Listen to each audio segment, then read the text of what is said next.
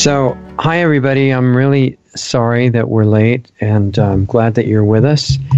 A lot of technical and coordination issues to deal with when we do these live streams. You know, it's a lot easier just recording and then playing it later, but it's fun to do the live streams because everybody can see it as it's happening in real time.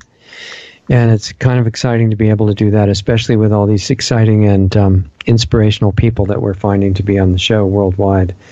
So tonight, what we have is I have to introduce the idea that I'm not really a political person. You know, I don't have any label of Republican or Democrat or liberal or conservative or progressive or anything like that, because I like to be able to look at things as they are with no labels. And for me, that works a lot better. But I'm open to people from any part of the political spectrum who seem to come across as really honest and sincere, and especially the most valuable, they're doing it to try to help humanity, help the world. And even if it's totally local, you know, they're doing it in a way that's the motive. And that, to me, that's what is really spectacular.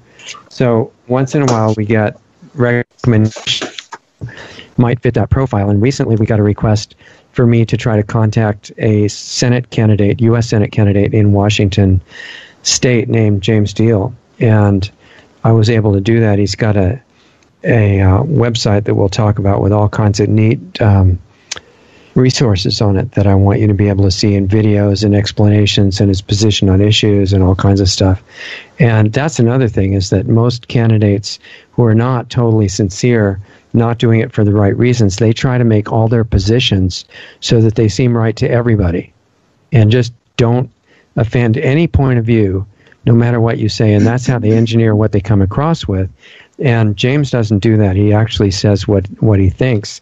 And we're going to go over some of those things that are explained on the website, which, by the way, is jamesdeal.org, if you want to look at that. And it's fine to be watching it while you watch the show if you want to. So James is not only an extraordinary political candidate by way of sincerity, honesty, and openness, but he's also the author of a really interesting book, What to Serve a Goddess When She Comes for Dinner. And it's also called A Theology of Food, and I thought that's really interesting. I've never heard that phrase before, and I think James invented it, and he can tell us if that's true.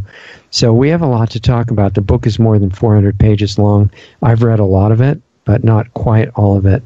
Certainly enough for the first 20 hours of our discussion, but we're not going to need that much anyway. We're going to give you a feel, and then you can look into it further on your own. So I just want to welcome James and really thank him for giving us the time in the middle of all of the things that he's trying to do.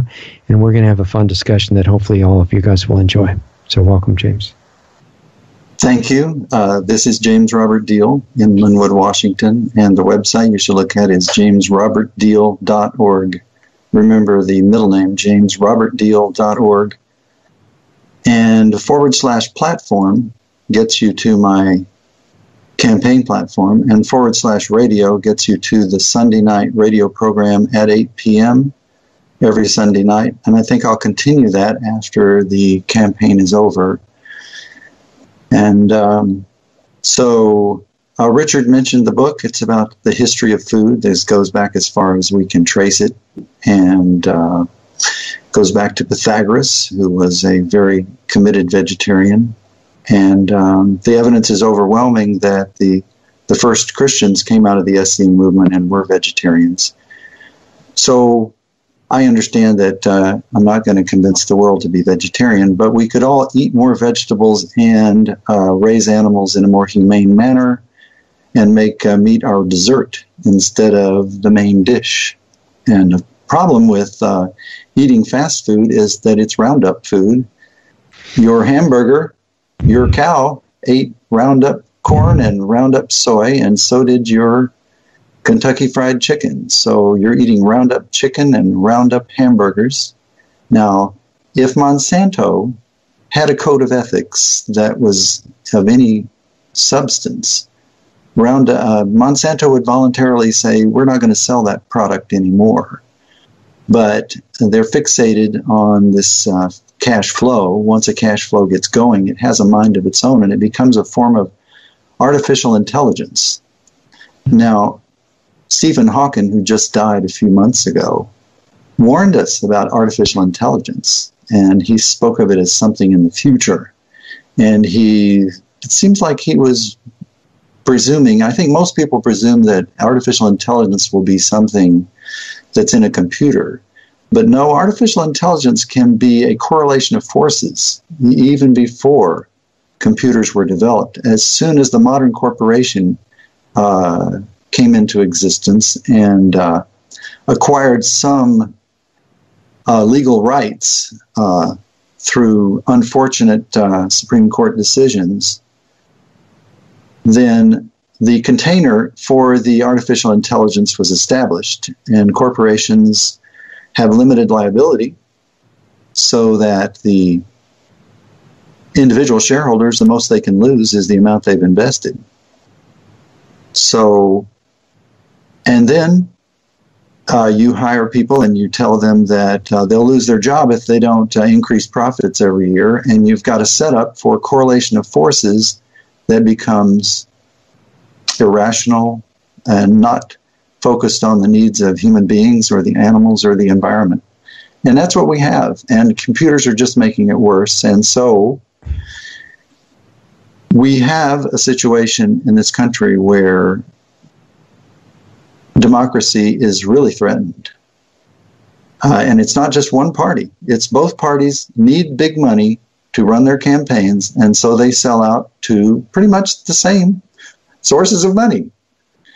So the big contributors contribute to the candidates, and in return, the candidates, when they get elected, appoint friends of the big corporation to run the administrative agencies. And really, the agencies are extremely powerful. And so they kind of look the other way. They also make their own laws, essentially. They call them policy, I think. It's totally out of control. So on jamesrobertdeal.org, if you go there, you'll see a carousel going by. And one of the items is campaign and election reform. So I've tried to propose solutions to problems like this that are more comprehensive. For example, the one on traffic congestion proposes a total solution to traffic congestion, making it possible to get around without owning a car, reduces the number of cars on the roads, and thus reduces carbon emissions. I take the same approach when it comes to campaign reform and finance reform. I've got a proposal on jamesrobertdeal.org, and basically, we need to develop ways to campaign that are fairly inexpensive to the candidate. So instead of one voter pamphlet, there would be a succession of voter pamphlets every week. And then the state would buy a 5-inch by 5-inch ad in newspapers, and which would help newspapers, which are important and which are failing, so that a candidate who doesn't have a lot of money could mount his campaign in a credible way, and also provide them with a basic website so they can communicate, and a way so that they can collect money. And you'd prohibit corporations and maybe unions from contributing, because they're not individuals, and only individuals should be able to contribute, and the campaign contribution should be limited. And then instead of just having a primary and a final in November, what you would do is you would start in January. And if a candidate for a local office got X number of signatures, then he's on the first ballot. And then he starts receiving the subsidy, which is in the form of the voter pamphlet and articles in the newspaper and advertisements of debate held on TV, which is a Washington State television network. Or it could be on the national network. What's it called? That the cable industry supports financially, so that the candidates would be available and possible for them to present their campaign without vast amounts of expensive, tricky ads on TV that are more manipulative than informative. Okay. So what do you think about that so far, Richard?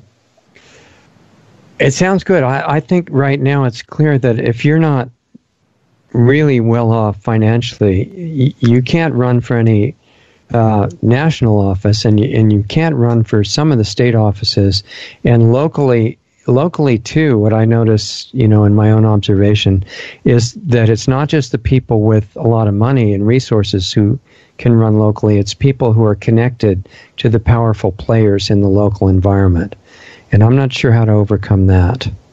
Like what they call superficially the good old boys club, whichever party it is. You almost prefer the candidate who's a multi-billionaire, because at least he doesn't have to sell out to anybody, but the person who doesn't have money sells out in order to get the money. Exactly, and you may have to agree to all kinds of things behind closed doors. So now my opponent is not all bad, but she was, at the beginning, a longtime supporter of smart meters. And if you go to jamesrobertdeal.org, there's a search magnifying glass there, and you can search for Maria Cantwell. So I don't want to demonize her, but on the other hand, she's a sellout when it comes to smart meters. I'm not sure she understands the scientific issues and the harms that are going to be caused. And I've yet to hear any kind of response. And when you look at her page in the voter pamphlet, it doesn't say anything about that. But she is a longtime supporter. And, she did come out of that type of environment, that industry, because she was Real Network's vice president for a while.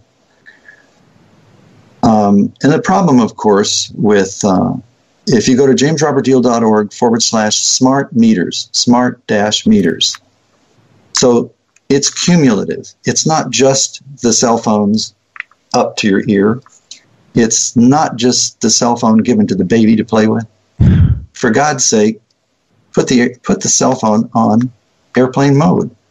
Certainly you could download some little videos for the child to watch, or maybe some game that doesn't require an internet connection. And most of the time, when you're in your car, put your phone on airplane mode, because inside the car, the cell towers are searching for your phone, and the phone is searching for your cell tower. So the broadcast comes inside your car and bounces around inside of it. It's an inexpensive way to make a microwave oven, right? It is a microwave oven traveling down the road.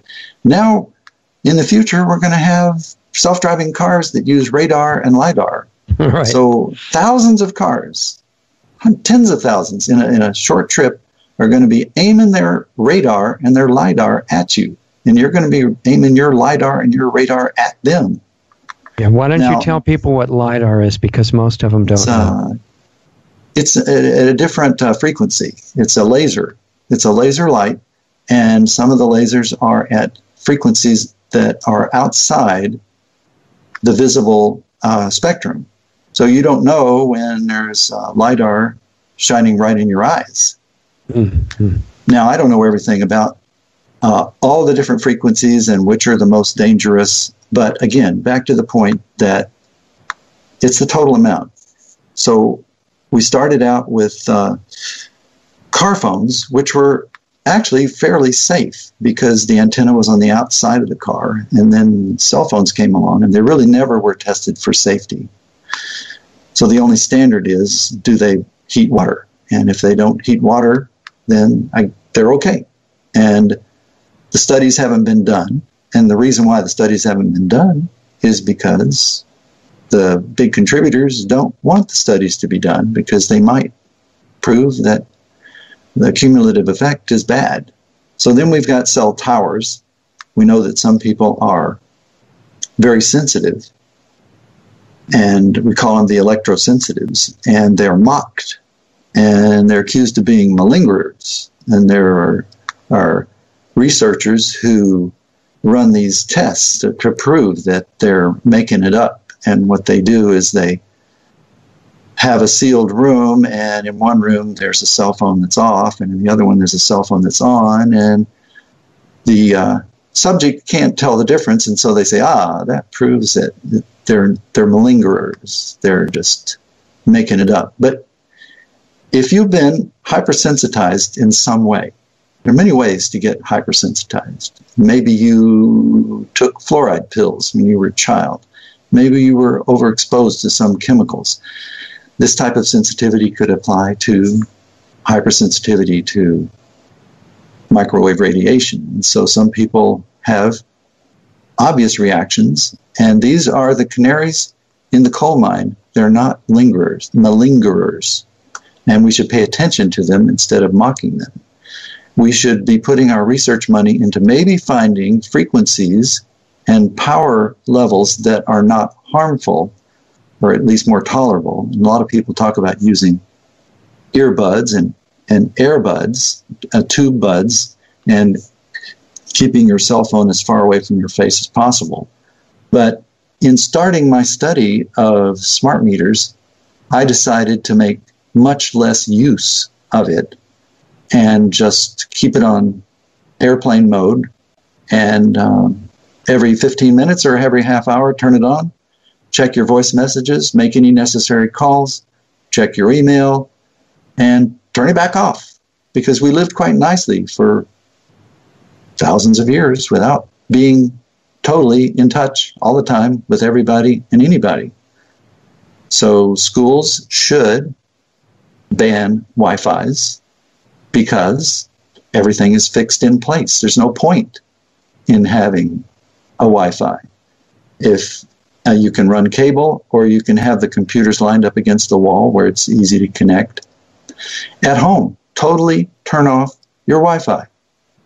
Now, one good thing I can say about the older iPhone is that you can actually plug it physically into a Category 6 cable. You buy a jack, it's called Lightning to RJ75 or RJ45. And so you stick a Category 5 or Category 6 cable into one end, and then stick the other end into your iPhone. And now you could do everything on your iPhone that you could do through the air.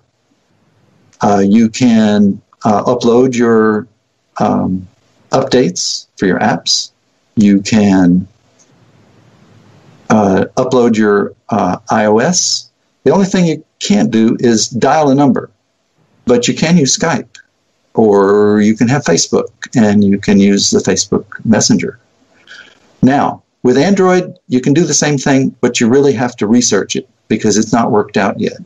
But somebody needs to put pressure on the cell phone companies and say, look, guys, we need a button on the cell phone that's really easy to flip it into airplane mode so that people could leave the cell phones on airplane mode most of the time.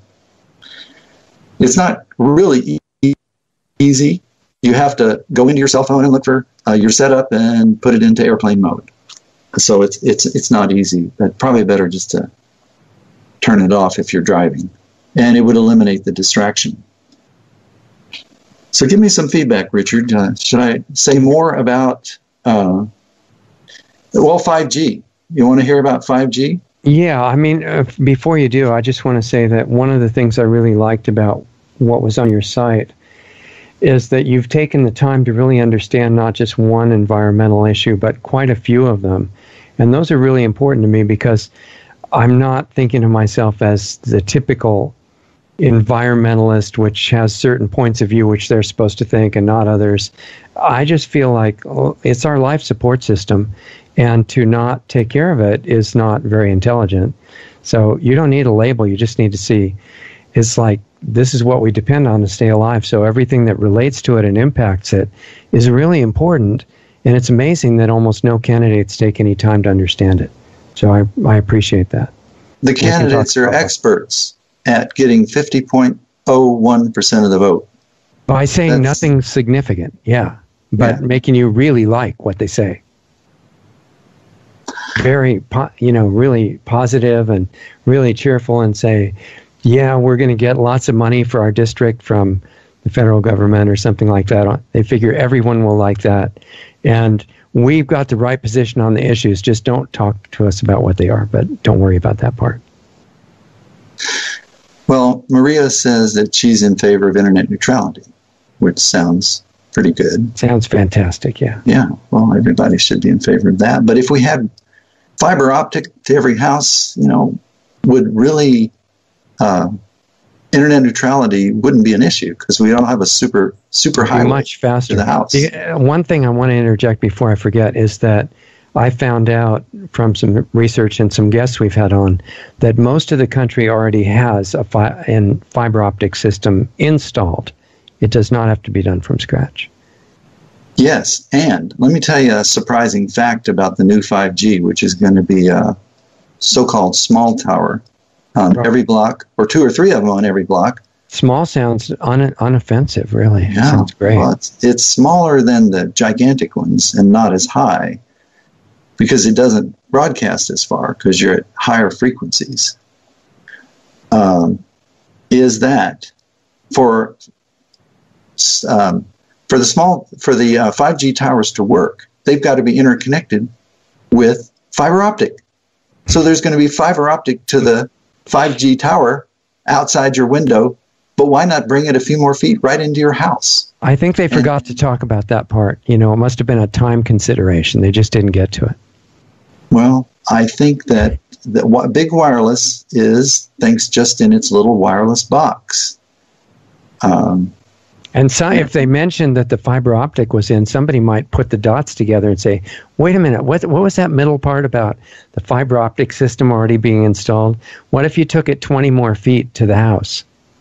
Right. Then if you want a Wi-Fi, you could have your home Wi-Fi on so that you could sit in your backyard by the swimming pool and watch a movie.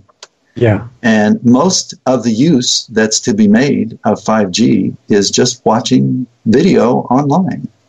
They want people to be able to watch their sports through their cell phone and get fried. And download 10 movies at once in less than 5 seconds, if possible. Yeah, it's... I guess if we were all machines, it would be fine. But this type of super fast through-the-air connection would only facilitate the rise of the... what are those convertible type of robot monsters that they make movies about? Cyborgs or something like that? Not the cyborgs. The ones that open up and then convert it from a car into a giant monster. Oh, are you talking? Is that what like the Transformer idea? Transformers, yeah. If the world were inhabited only by Transformers, then 5G would be the perfect solution because then you could interconnect them all. But we're not Transformers. We're vulnerable. So, like I say, it's the total. It's the baby monitor. It's your cordless phone. It's your cell phone. It's your Wi-Fi at home. It's your Wi-Fi at school. It's your Wi-Fi at college. Your Wi-Fi at work. In the hospital. Everywhere. I mean, then it's the cell towers. So, and while you're eating your hamburger helper, getting over the operation, you can be radiated at the same time. Isn't that convenient? Yeah. So how do you wake people up? I'm trying every method at my disposal. Now, as an attorney, we're supposed to do pro bono work. So this is my chosen pro bono work is to try to wake people up. Yeah. I have a website, I campaign for office. The filing fee was $1,740. And so I get in the voter pamphlet throughout the state. That's like 1 million, maybe 500,000 voter pamphlets because only 6 of the 39 counties still have the voter pamphlet for the primary. When the big recession started, the Great Recession, they terminated the statewide voter pamphlet for the primary. And then when the economy recovered... So you're just supposed to use your intuition for who might be good by what their name sounds like and stuff like that? You don't know anything about the candidates until you get your ballot, and all it has is their name. It doesn't even have their website. Wow. Now, the 6 counties that have the primary voter pamphlet are the most populous counties. So I'll be reaching most of the people through that. Good. And I'm not bashful about saying that, there's two sides of my life. One is my ethical calling, which is to wake people up about these important issues, but also I'm in business. I'm a real estate broker. Right. And the for-profit side of my work supports the nonprofit side, and vice versa. That's why I'm not shy about saying, if you're in the state of Washington, I'm a broker. Yeah, I think you can say as much about that as you want, because one of the important things is connecting money with good causes. And this is a good system that you've got where you do something that people need, get money for that, which is, I'm really in favor of free market capitalism, but not through businesses that hurt people. And if you've got something that is useful and actually gives a service that they want, that's a great way to take in money that's completely ethical. And then you can put it into all these great projects that you're doing. So whatever you want to say about the real estate stuff is great, as far as I'm concerned. Mm-hmm. The real estate website is WashingtonAttorneyBroker.com, and I work throughout the state. And I like to co-broker with other brokers. I'm not competing straight up with them, except in my little local area. But statewide, if a broker has a complex transaction, bring me into the deal for 1%. I'll take care of all the legal problems. And it's fun. It's more fun to me than a regular practice of law, which involves going to court. I don't like that at all. It's just so adversary. Now, the other big issue for me has been drinking water fluoridation, fluoridated toothpaste, and fluoride in the dental office. All of these are profitable frauds. And why don't you explain, because most people think, well, your teeth would all get soft and fall apart if you didn't have fluoride. So what do you say to those people? There are other and better ways to protect your teeth. The most fundamental way is to carry a toothbrush in your pocket, and you don't need toothpaste. And whenever you've eaten anything, just use water, get that stuff off your teeth, because that's food for the Streptococcus mutans, which is the variety of bacteria that breeds on your teeth. Now, the fluoride that gets on your teeth is a very weak ionic bond, calcium fluoride, and as soon as you drink or eat anything slightly acidic, it comes right off and you swallow it. So with the fluoride toothpaste in your mouth at 1,500 parts per million, you're absorbing it through the small, soft tissues of your mouth, and whatever sticks to your teeth and your gums, you swallow it during the day. And if you look at the label, it says, don't use it with kids under 6. And if you swallow more than a pea-size amount, that's how much you're supposed to use, a pea-size amount. Call poison control.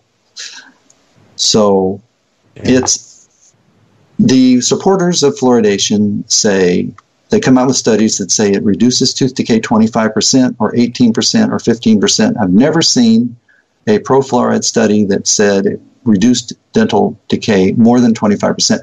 What about the other 75%?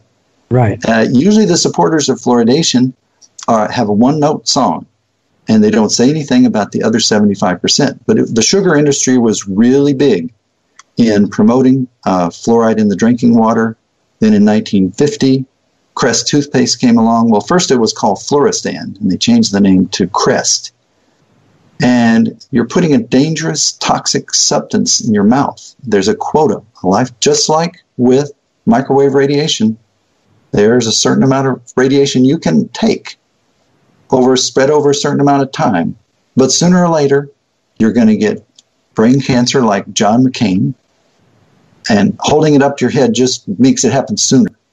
If you hold it away and you do it for long enough, and you're subjected to Wi-Fi at home and Wi-Fi at work and Wi-Fi at school and smart meters everywhere you go, your whole neighborhood inundated.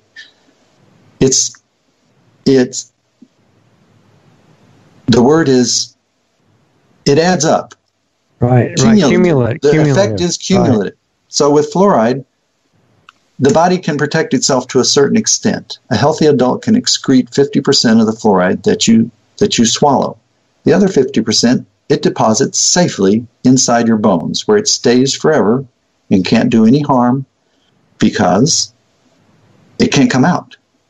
However, the bones can only safely hold so much fluoride. When it gets up to about 1,500 parts per million, you get brittle bones, and you get bad joints, and you get arthritis. And then when you get sick and your kidneys don't work very well, your kidneys can't excrete anymore, it starts building up.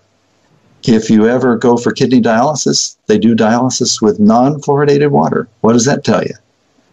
So then they say, the poor lady, 70 years old, she fell down and broke her hip. No. She broke her hip and fell down. Her brittle bones broke as she was walking along, and she fell down. Now she's in a bed. She can't, she's bedridden. She's going to get pneumonia. It's a death sentence if you can't get out of bed. Yeah, the interesting thing too, James, is that in the CDC's website, they make the claim that after fluoridation, and you know the idea that correlation is not causation, right? Everybody talks about that. In other words, two things may happen together. It doesn't mean A caused B, just that they tend to happen together. So in the CDC website, it says that when fluoride started being used in the U.S., tooth decay went down, and they show the graph. If you take that further and do a little more investigation, at that same time in countries that never fluoridated, the tooth decay went down the same amount. So there were other factors, and as far as I can see from that line of investigation, there's no reduction in dental decay from the use of fluoride, and they've known it from the beginning. That's true. They just know nobody's going to check. Now, this is my fluoride broadsheet. I started producing these in 2005 when there was a fluoridation war in Whatcom County, which is up in the north part of the state. And I studied it. And so I write these summary pages for different issues, and I post them. And you can access this one by going to fluorideclassaction.com/safe water. fluoride-class-action.com/safe water. And you can also find this if you go to jamesrobertdeal.org. There's a reference to it on the carousel going by. No, it's another example of a cash flow getting going, and it's hard to stop. It has a life of its own.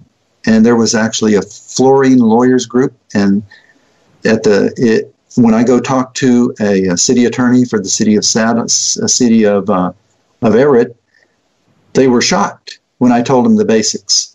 And so I came back to visit them, and they had talked to the dental school, and there's a point person there appointed who somehow used manipulation to convince them, don't worry about it. It's okay. It's just fine. It reduces tooth decay. Right. But lawyers, can be hired to be paid liars.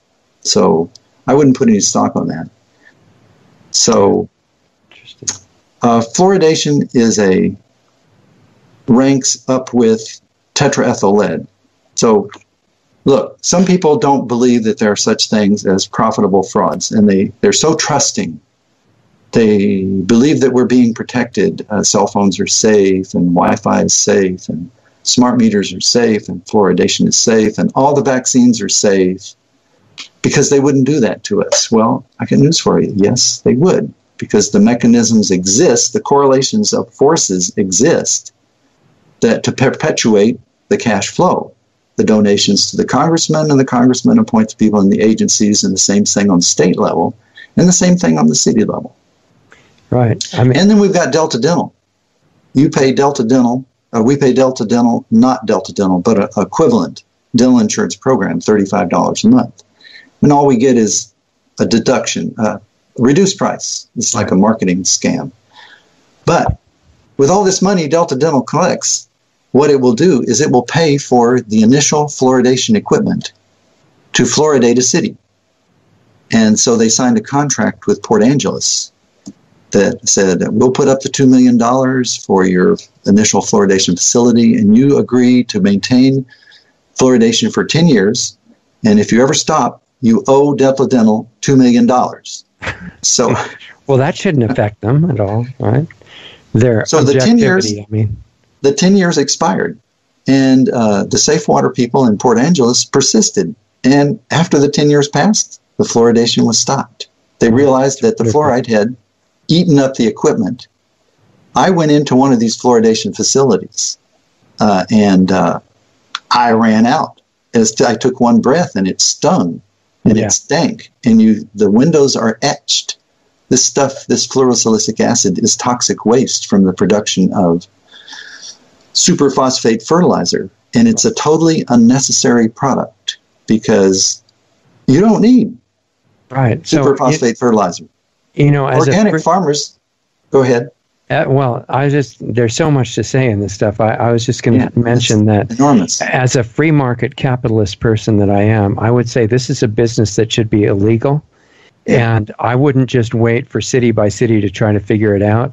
If I was in charge, which I'm obviously not in charge of anything, but if I had that option, I would say all of the heads of it that are promoting it within local governments and within the industry should all be indicted for crimes against humanity. So this is not something that's a legitimate business as far as I'm concerned. The city attorneys say they don't have to worry about individual liability. Now, because of what? They just say that. I haven't done an analysis of the possible criminal liability, but it is definitely an assault. And when an assault is committed by a government, it is a violation of the 14th Amendment. And now, one thing about insurance, going back to the smart meter issue, is that if you're a business owner, if you're Richard and you've got a business, your equipment, I've got two insurance policies, one on the house, the homeowner's policy, and then I've got a business one that insures the computers. And so I studied the insurance policy, and it specifically excludes coverage for surges. So the smart meters are not grounded, not sufficiently surge protected, and they produce straight current. So if you've got $1 million worth of equipment in your business, you're probably not covered if there was a surge. And here's how surges, there's two ways surges typically happen. One is the tree falls across the lines, and two 240-volt lines cross, and now you're at 480, and it hits the smart meter, which doesn't have a ground. It doesn't have a path to ground. So the absorptive surge protector in a little smart meter, which is plastic, is only good up to 300 volts, and it blows up. It catches fire, and your house burns, and now 200 amps from your local transformer can come into your house and fry all your wiring and all your equipment, and your $1 million worth of equipment. Now, the old-fashioned, old, reliable analog meter, the one with the wheel going around, all metal, has a spark gap surge protector. When the voltage rises above a certain level, it jumps that gap and takes it to ground. And it doesn't get hot, whereas smart meters get hot. And it doesn't produce straight current. And that's the low frequency, down around 20,000, 50,000 cycles per second. You need to buy filters. If you got smart meters, you need to buy filters to filter that out. So I bought a $650 kit of smart meters, smart meter detectors. And I've got a little war going on for myself with the Snohomish County PUD, because we spent $25,000 putting a solar roof on our house. And then they said, well, we're going to hook you up. And so they explained to me that my analog meter would have to go, and I would have to have two non-broadcasting smart meters, one to measure total usage and one to measure the production from the solar roof. And I don't want a non-broadcasting smart meter on my house because it's not grounded, not sufficiently surge protected, and produces straight current. Now, it doesn't report every few seconds on my usage, But that's the only difference between the non-broadcasting and the broadcasting. And the broadcasting facility can be turned on remotely and you'll never know it. And they collect your information 190,000 times per day. They broadcast back to headquarters your usage. And it's a peer-to-peer network. So the report goes from my house to Mario's house to John's house. And then somebody's smart meter is a reporting meter that then broadcasts it through cell towers back to headquarters. And Google buys that information because they want to know what time you get up, what time you go to bed, I guess, and whether you've got a smart refrigerator yet. You know, there's nothing I really want to say to my refrigerator. You know? I can make my own grocery list. People used to make believe that was a conspiracy theory that was completely fabricated and only crazy people thought that was happening. But then somebody took apart several appliances and they found microphones and cameras and different things inside of them. It was pretty interesting. There's nowhere to hide. No, that's the whole point. Yeah. So then there's the issue of the fluoride kills the salmon, and so does Roundup. You know, in Washington, our orca whales are dying off because they don't have enough king salmon to eat, and yet we put Roundup everywhere. Golf courses, 20 different chemicals on Linwood's City Golf Course, and you look at the labels and it says, kills fish. But don't worry about it. I mean, as long as it's on the label, it's fine. So all these little creeks and streams that used to be salmon-bearing creeks run right in the heart of Seattle. Now, they're gone. Salmon are gone. Now, the way fluoride kills salmon is that, for example, on the Snohomish River, there are 4 cities which are fluoridated. There's Monroe, then Snohomish, then Everett, then Marysville. And all of them, their water treatment plants, after treating the water, dump it into the Snohomish River.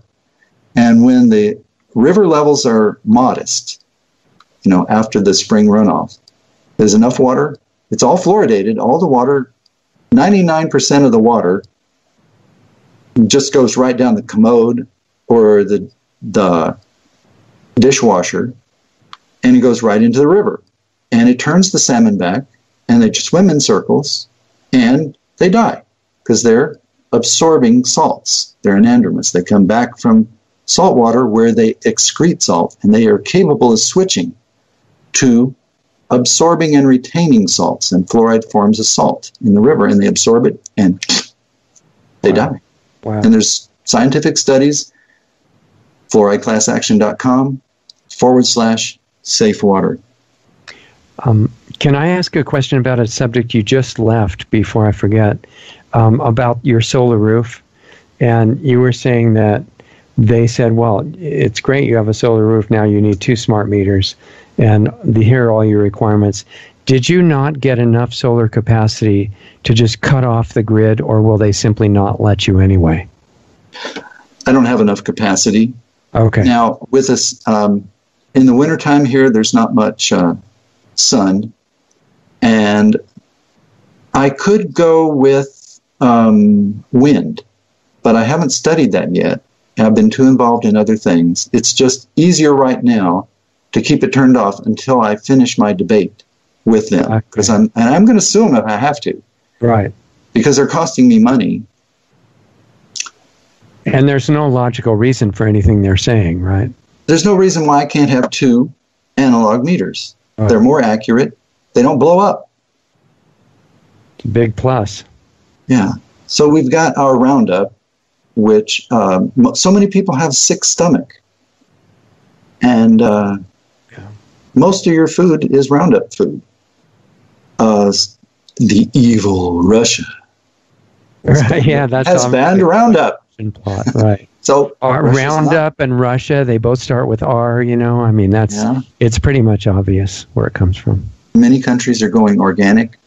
If it can be grown organically, it should be grown organically. We should have, and the neighborhood should join in, because we all need to eat more vegetables, folks. Vegetables make you healthy. And you'll see some of my videos if you go to jamesrobertdeal.org.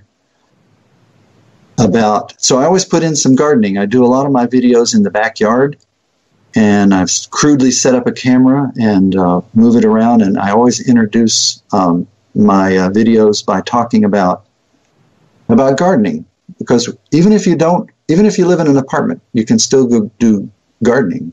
You can take lentils, mung beans, and chickpeas and put them in a bowl of water, change the water twice a day, and in 3 days you now have fresh sprouts, which are the stem cells of the plant world, and they've doubled in mass. So now you've cut your price in half, or you've doubled the value of your money.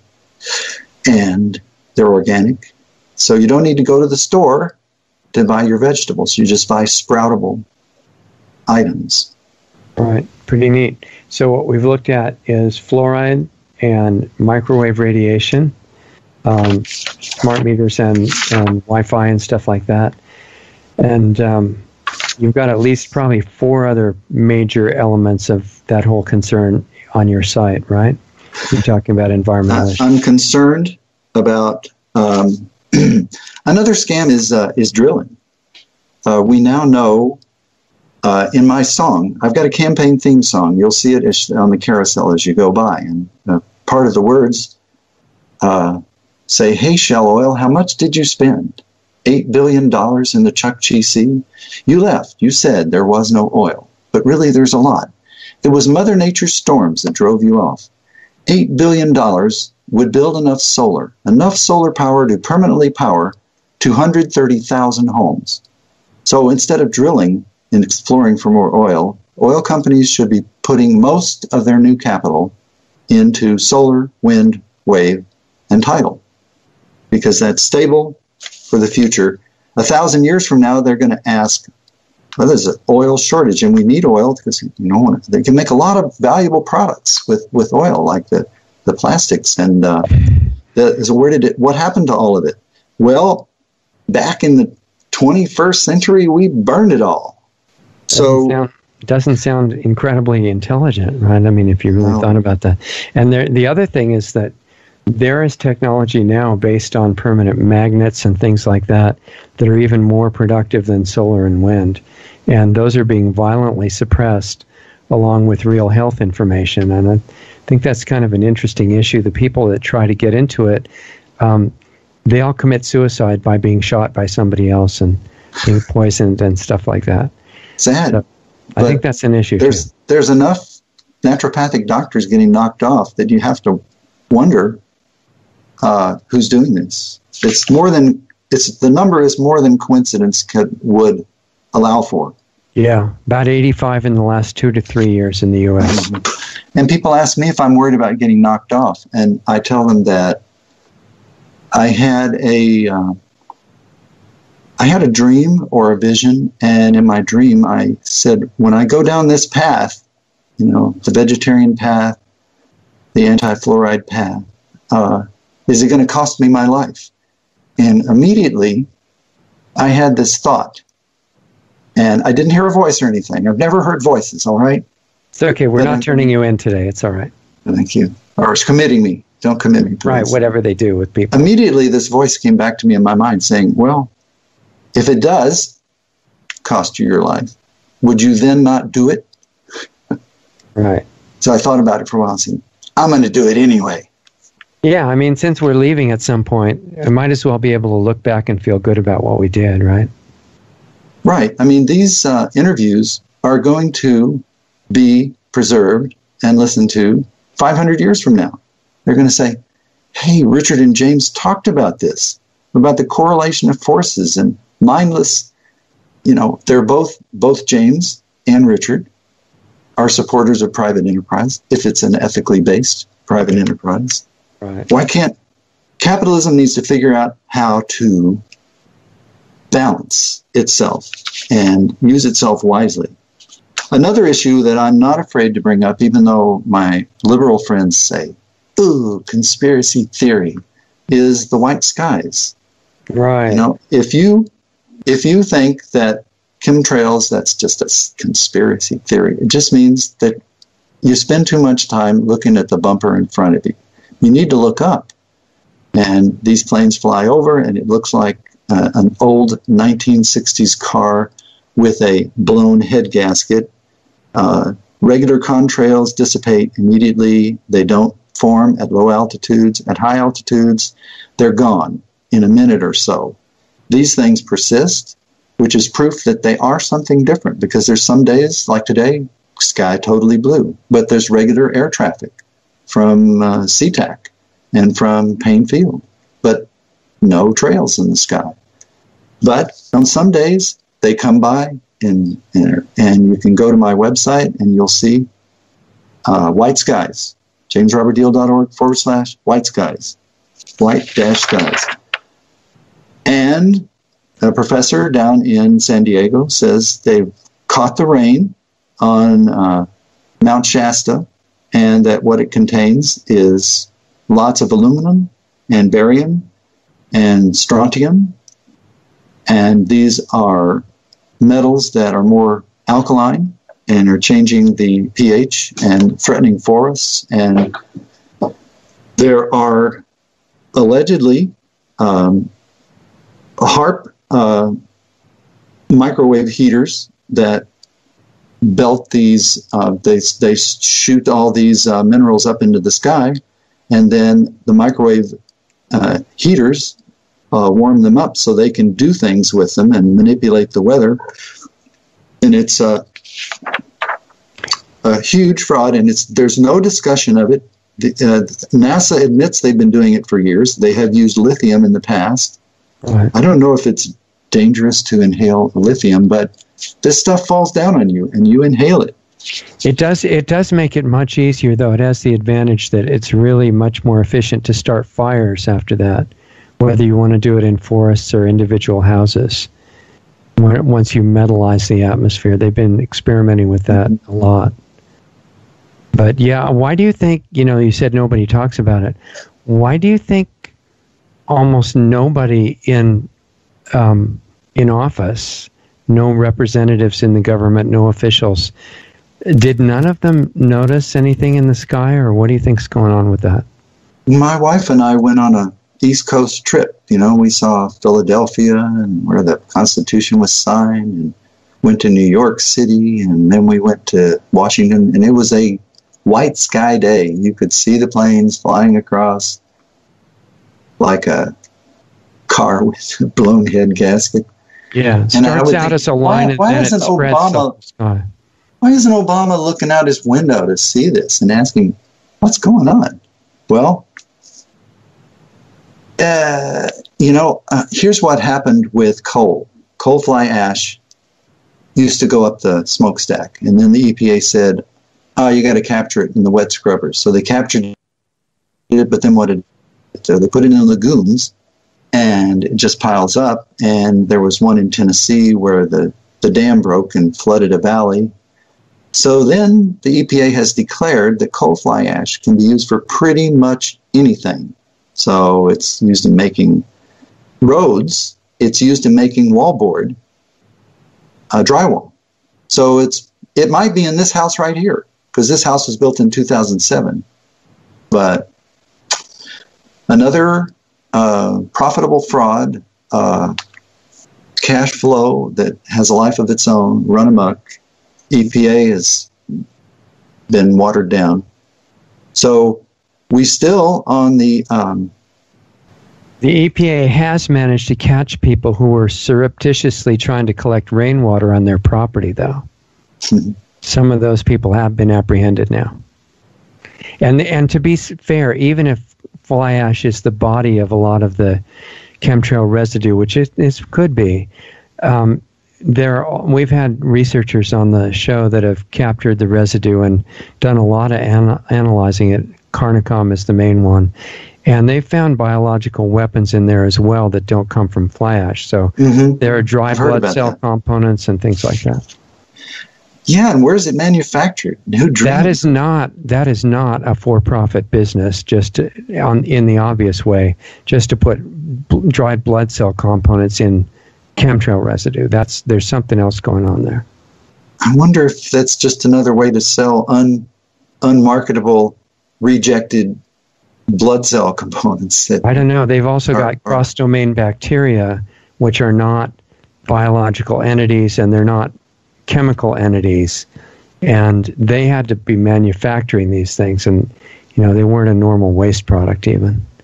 So I think what's going on is probably deeper than we've found yet. Sorry to be off, but just wanted it shocks the imagination. You have to wonder who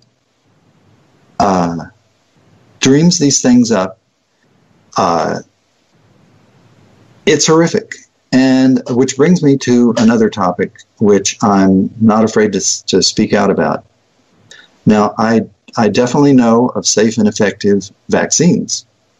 And one of the most effective is a vaccine against leptospirosis.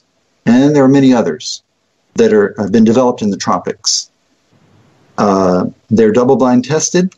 They're taken orally. They don't contain all these metals and aluminum. They don't go through a needle into your skin, right? You retain the control over what goes into your body. So, however, none of these safe and effective double-blind tested vaccines are on the CDC approved list. And none of the vaccines are recommended for children and adults on a regular basis are double-blind tested. And when I say double-blind tested, I'm referring to comparing A and B populations. One gets the MMR vaccine, the other one gets saline. The way they do their so-called double-blind testing is they have A group that gets the MMR and the B group gets the MMR, but just without the adjuvant in it. I mean, just without the antigen in it. But the same excipients and adjuvants, the metal, the aluminum, the mercury, are all still in it. And then say, hey, we don't have any increased number of sickness in the B group, so therefore it's okay. Yeah, and they kill the same amount of people, so they're safe. So they're safe. Yeah. And then you have the flu vaccine, which can't be double-blind tested because it takes too long. It changes every year. And the flu is a constantly mutating thing. And then they scare everybody by talking about the flu pandemic of 1918. What most people haven't read the footnotes, and that is that the patent on aspirin expired just a few years before the great flu pandemic. And so people went crazy prescribing aspirin. It brought down the fever and made people a little more comfortable. Now, the typical aspirin tablet, 375 milligrams. You can take one or two. Okay, if you take three, that's a gram. Okay, they were giving people every day the equivalent of 375 milligram aspirin pills, like 30 grams a day. And salicylic acid at that level, that's way exceeds the LD50. Wow. So a lot of those people who died of the flu really died of aspirin overdose. You tell people what LD50 is now, because some don't know. The lethal dose for 50% of the population. So 50% of the rats die, and the other 15% are sick. And some people can endure more poison than others. But that's a standard tool for measuring toxicity. Right. And you're mentioning vaccines. That these are some of the main category of doctors that have been committing suicide, were the ones that dared to talk about that. So just an interesting correlation. There are kickbacks paid to hospitals if they achieve like 90% vaccination rate. And I have a friend who's a doctor, and we talked about that, and he said, oh, it's okay to get that extra money. I said, well, among lawyers, that would be called an undisclosed bribe. Yeah, but they don't call it that, so it's all right. So I go to every clinic, and I call, ring, ring, ring. Hello, this is Everett Clinic. Press 1 for this and that. Press 2 for your vaccines, and we've got your flu vaccine ready for you anytime you want to come in. And they send me reminders saying I need to get a vaccine, pneumococcal vaccine. In case you can't make it to the drugstore and get it there, you know. Yeah, and then you read most people don't read the package insert. But the law that makes them immune from liability, it's not a total immunity. They're immune from liability for negligent manufacture or negligent production. But they're not immune from liability. They're only immune from those liabilities if they disclose the possible harms. So if you read the package insert, it says, and you watch on TV, they say, deaths have occurred.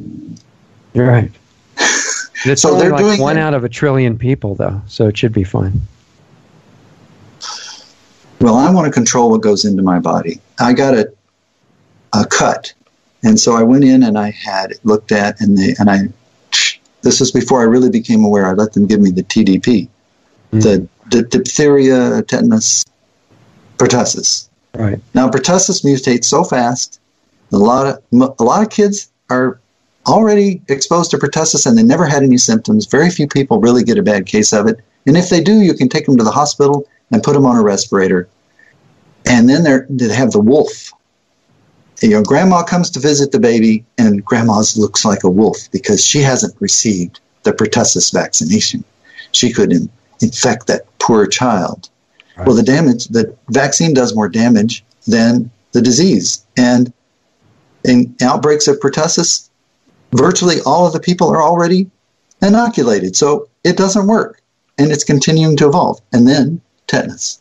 Tetanus is not contagious. You don't get tetanus from other people. You get it from a deep puncture wound. And you only get it if there is a pocket of infection that's deep and doesn't receive air. And then it sets up a little colony and it produces a toxin. So it's not the disease itself. The disease doesn't spread through the body. It just remains in this one place producing a toxin, which makes you sick and kills you. But you can receive the tetanus toxoid after the cut. So why? It's not a contagious disease. And diphtheria is so rare. And everybody talks about polio. Polio is transmitted through feces, through bad sewers, and filthy water. And so Bill Gates wants to vaccinate everybody in Pakistan and India. And so the Taliban goes out gunning for the vaccine workers, saying that the vaccine is going to make them unable to reproduce. Well, I don't think that's what it's going to do, but it's definitely going to possibly give them a vaccine version of polio. And there's hundreds of thousands of vaccine versions of polio, and they use an oral vaccine, which has been banned in the United States because it's just too dangerous. So double standards. And then Bill Gates sends this tetanus vaccine to Africa, and the African bishops call him on it. And it's a particular type of vaccine that says, don't administer this to women who want to get pregnant. And it's part of Bill Gates' effort to control the world population. And so they had to withdraw it. But they're totally trustable, though. Oh, yeah, let's trust them. So sometimes people tell me they're trying to kill us. I don't know if they're trying to kill us. I just think they don't care if they kill us. Maybe there's a little difference there. Some of them probably want to kill us. I'm not too worried about getting offed because I'm not proposing the abolition of capitalism. I like the freedom that comes from being able to be in business for myself and form a corporation. I'm just saying that we need to figure out how to be responsible with our private enterprise. So I'm proposing that we change the concept of the corporation. Corporations are chartered by states. All the corporations are chartered by the states except for the federally chartered banks and maybe some others that I don't know about. So that means the state of Washington could say, we're redefining our corporation exemption for avoidance of liability, provided that you have a code of ethics that is approved. Now, what kind of code of ethics would it be? That's hard to say. But in my song, one of the lines is, you can make a tidy profit without fracking up the world. Do unto others applies to all. And it also says, I should know it, it's my song. It'll come to me in a minute. Okay. Well, yeah, it seems to me that a lot of the laws, if they were actually applied in an objective manner, would get rid of a lot of the toxic corporations even right now, because there are deals being made. For example, the CDC makes a lot of profit, even if it's not called profit, on toxic medicines, and that's allowed to happen. I'm sure it's illegal already, but it's going on all over the place. So it seems to me it's not necessarily the system where you have laws in place already that aren't being used because there's deals between corporations and government. That's not capitalism, that's fascism. Mm-hmm. It's what Mussolini called corporatism. And it's where the corporations and the governments kind of meld together. And then they protect each other and determine what each other's going to do. That would, the quality of ethics in the individuals, it is going to make a problem in any system. So how do you keep corrupt people out of these positions? I think that would help if we figured that out. What do you think? What do you think about the idea of having elections where corporations, not people, can't contribute at all? No PACs, just private donations. But we have all these failing newspapers during campaign season. If they could sell these 5x5 ad spaces for each candidate who gets enough signatures, that would help the newspapers, but it would also be an alternative way for people to run without a lot of money. So you would see people who are smart, experienced, wise, and not just political experts. You have to work your way up through the political jungle. And the fix is in. It is. Who's going to get nominated? If you could somehow make the representation of who these people are be real, so it's not just who has a better deal with the media and stuff like that, I think that would be great. The other thing is, if you don't require a lot of money, you have to figure out the mechanics of what happens if you got 10,000 candidates for president, all getting equal coverage. Well, under this proposal, this is a proposal for governor. You would start off in January, and if you get 10,000 signatures, then you can be included in the first ballot, which is in March. Then you're on TVW, you have a website, you're in the newspapers. And then we have an election in March, and that cuts the number down to maybe 10. And then we have our regular election in August, which is our regular primary, which cuts it down to 2. And in November, we have our top 2 runoff. Now, nationally, it would involve maybe a constitutional change to have more stages in the electoral process, to weaken the powers of the parties. I can't think of any good reason to have parties, actually, because you could have a wonderful idea. Why does your party have to represent it? Because as soon as you have the party, there's the question of, do you agree with everything your party says? And they want you to. So I'm not sure if there should be parties. I mean, a lot of the founders of the country warned against it. I should say a few words about my book. It's called What to Serve a Goddess When She Comes for Dinner. Yeah. And it's kind of there's a lot of recipes in the back, but it tells the story of how we could eat in a more healthy way, and about all the notable figures in history who either were vegetarians or near vegetarians. And so I understand that fish are people who live by the sea. That's their main source. And I think that hunting and fishing are less abusive to animals. I'm totally opposed to concentrated feeding operations because they're sources of disease. And they also, those big lagoons where all the poop is eventually break. And in South Carolina, they're flooded with poop anytime a hurricane comes through. So it's a fascinating book in that the group that Jesus came out of were Essene vegetarians, and the documents are very clear to support that. And then the church fathers say that all of the followers of Jesus eschewed a meat diet, and that St. Peter did too. And so people say to me, well, what about the passages in the New Testament where it says Jesus ate fish and he rose from the dead and he was cooking fish? And I said, those two, they're at the beginning of one book and the end of another book, and they were just added later. Because Paul created the Christianity of today. The original Christianity of Jesus did not regard Jesus as a god. He was a special prophet and a priestly messianic figure.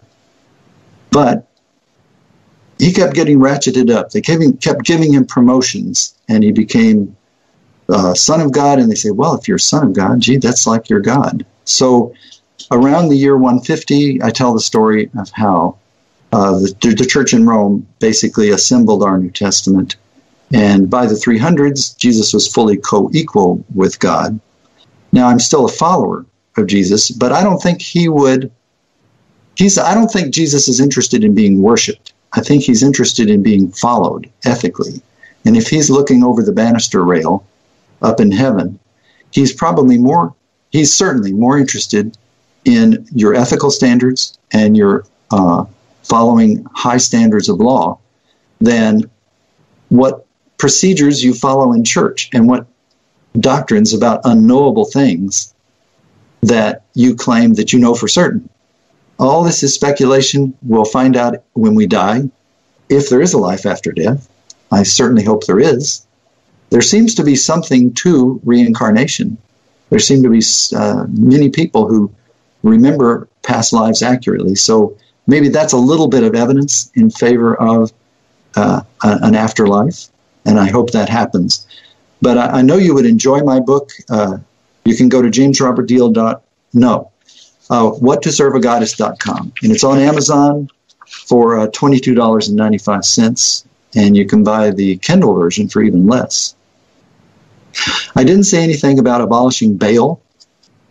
If you're rich and guilty, you can usually get out of jail. If you're poor and it's innocent, but you somehow got arrested, you're stuck. And boy, I never thought of it that way. I mean, the amount of bail that's set by the judge, which can be anything within what he's allowed to say, immediately separates the people with money from the ones that don't have any, right? Right. Now we have ankle bracelets, so people aren't going to run away. And most people let out on personal recognizance show up for the hearing. And if they're not safe to let out, why should they have bail anyway, right? Correct. And this leads us to the question of the way prisoners are abused. Prisoner abuse is a great tragedy. They're beaten. Other prisoners, it's a crazy place. They're crowded in there. They beat each other. The prison guards are sometimes masochists. Nonviolent crimes, really, shouldn't be in jail. Right. So our prisons need to be reformed, and it would cost a lot less. I think the vast majority are in there because they used a drug, aren't they? It's a lot of them. Or selling, small-time dealers. Right. I'm in favor of legalizing most recreational drugs. So libertarians like that. Yeah, I agree with you completely. Right. And then you go to the state drugstore and you buy your heroin, because people can take heroin and still keep a job. It's the hassle of buying the heroin, getting enough money to buy it, that ruins people's lives, and the infections that they get. But in England, people are on maintenance doses, and But anyway, the state liquor store will sell you the drugs with warning labels, and you sign something saying, I accept the risk. I know that you're advising me I should get off of this. And next door is a clinic, free. So, well, and it's a separate issue whether you think somebody should be on drugs versus whether they should be legal, right? Because something can be legalized when you think it's a terrible thing to take, but it's not up to the government to decide what decision you make about that. That's really up to you, with the idea of personal freedom, as long as it doesn't hurt somebody else. As long as it doesn't hurt somebody else. Yeah. But we are hurting other people by treating these people as criminals. Right. I'm also in favor, when I ran for governor in 2016, I championed the idea of a state bank. North Dakota has a state bank, which does some good, but could do much more. And so all this expensive debt that we incur for building projects, and we pay these Wall Street bankers huge numbers of points, percent off the top, and a high interest rate. If we had a state bank, it'd be a place where all the money going through the state and the cities and the counties could be deposited, and it could be put into very safe investments, and we should build a national wealth fund. Social Security should be diversified. It shouldn't be invested solely in T-bills. We should be invested in the treasury bills of other countries too, and some of the money should be invested in mortgages that have 40% equity in them, so there's no way the government can lose. But people could get a lower interest rate, and then over the period of 20, 50, 100 years, the Social Security could almost become self-supporting. It becomes a national wealth fund. And I think that people should be allowed to put extra money into Social Security to increase the pension that they're going to receive. And I think that if people are in need, if they get in their 40s or their 50s and they've paid substantial amounts in, they should be able to start receiving whatever actuarially is justifiable based on the amount they have contributed. And then you would hope that they would stop taking it once they get back on their job. But it should be treated more in a business-like way. Government should be operated in a more business-like fashion. Right. And business should be operated in a more responsible fashion. Right. Yeah. Bring in prosperity, but don't do it by, poisoning everybody and doing things like that, being dishonest. I agree. And I think, too, the idea of silent, very subtle forms of theft through what they call inflation, which is made possible through fractional reserve banking, and the idea even more with the central bank that it can issue money out of nothing, that guarantees that money is worth less and less when that happens. So one of the famous presidents, and I'm really not trying to get kicked off our platform here by talking about, things that are so controversial, but I have this problem about just saying things, that are obvious. And when you give a private business, which is the central bank in this country, it's not part of the government, the ability to issue money that is backed by nothing, which it is since the 60s, then how much profit could that company make? And the value of each dollar keeps going down. It's called inflation that almost nobody understands. And if fractional reserve banking and the central bank were eliminated, money would keep its value. It would be really a different situation. They wouldn't be siphoning off the value of the money to the banks. So the president that I'm thinking of issued an executive order to shut down the central bank right before he was murdered, which I don't think is a total coincidence. Anyway, sorry to interrupt, but I think who are you referring to? JFK. JFK. Mm-hmm. Yeah, really great president, because not that he was perfect. He had a lot of personal flaws.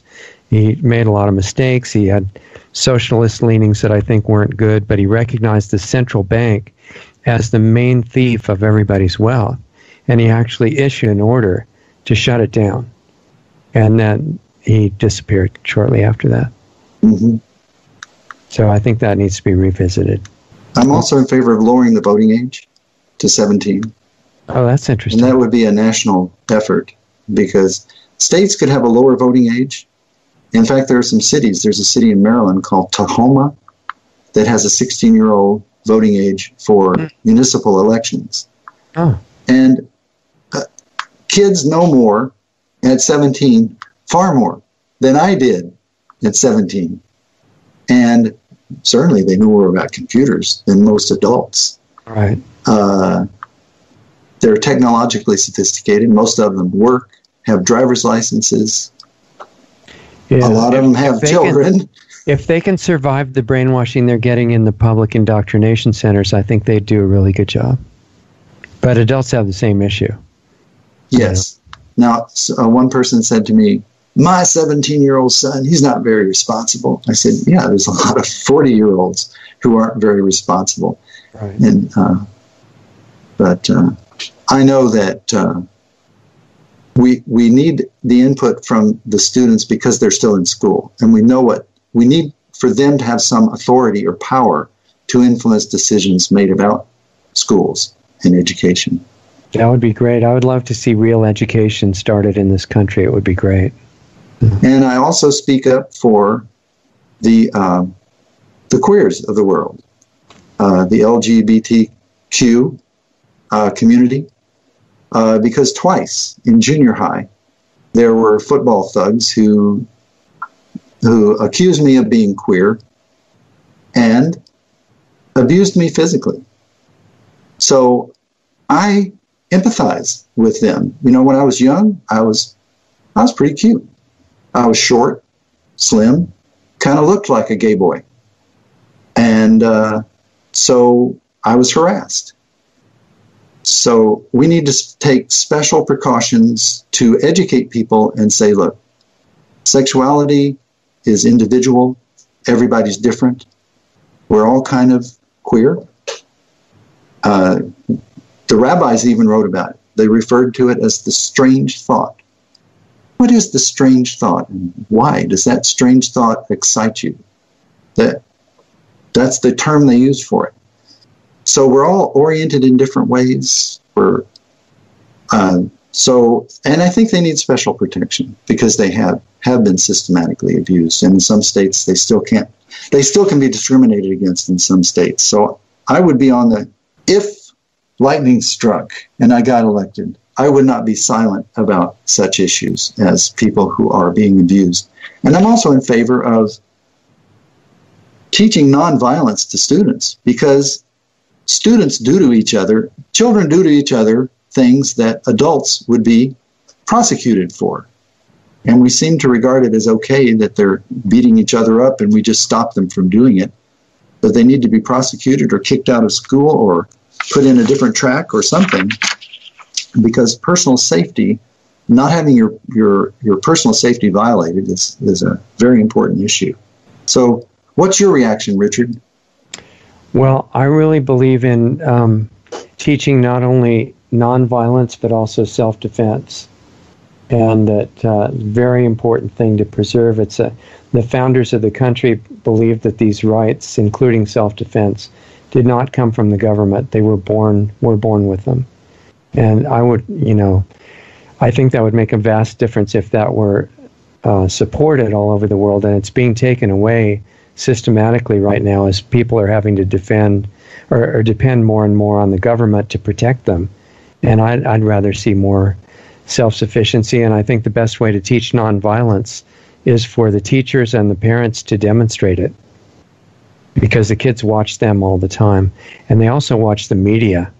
And I remember even from my youth, which was a long time ago, the big heroes that were promoted by media and Hollywood and everything, they were the ones who could shoot the fastest and kill the most people in the least time.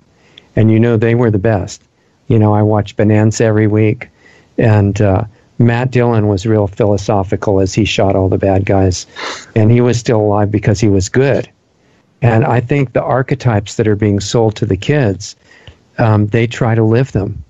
And we need to look at the source of those archetypes. That is a good point. Now, but before Bonanza, there was the Roy Rogers show. Yeah. Now, in the Roy Rogers show, whenever people started fighting, other people would grab them and stop them from fighting. And he also sang a lot of songs, too, on the show. So, yeah, there's a lot of violence in our I just think kids try to emulate their role models. And I think a lot of the violence has been purposely revved up by Hollywood and the media. And I'm not talking about censorship. I'm just saying there are connections there that are not just the actions of a free market. There is a coordinated campaign to put out things in society that tend to tear it up. And I'd like to see that remedied. I had a person call me and ask me if I thought that what I thought about sanctuary cities. I told him that church sanctuary is a long-standing tradition that goes back hundreds and hundreds of years, and then it's been extended to cities. And I think cities do probably have some limited legal right to offer sanctuary. Although today it's not really sanctuary that they're offering; they're just offering non-enforcement of federal laws regarding immigration. Even laws against murder are sometimes not enforced because of that. It's very interesting. I'd like to learn more about that one. Yeah, I'll tell you, because we've investigated some cases, and especially if people are in the country illegally and they commit murder, they're often just let off. And this is part of the sanctuary city idea that I don't think is super productive. If giving sanctuary, whether you're a church or a city, should be given to the people who deserve sanctuary. I think that's pretty basic. Now we've got a border problem, and I probably should say something about that. Sure. Because part of the reason why Mexicans and Central Americans are coming up here is economic. Right. Now, part of it is that they're afraid for their lives, and they're afraid their children are going to be turned into prostitutes and drug murderers. Right. I've been in Honduras and Guatemala, and I know they're pretty rough places. But regarding the economic migrants, when NAFTA got going, free trade, then we subsidized corn and soy so heavily that the country where corn began can't grow corn economically because it's so cheap coming from the United States. So if we really want to cut down the economic migration, we need to make it possible for small farmers in Mexico to raise their traditional crops. And even the people who raise pork and cattle, American pork is just so much cheaper because they're fed, that Roundup corn and soy. So we need to think about helping Mexico and Central America economically.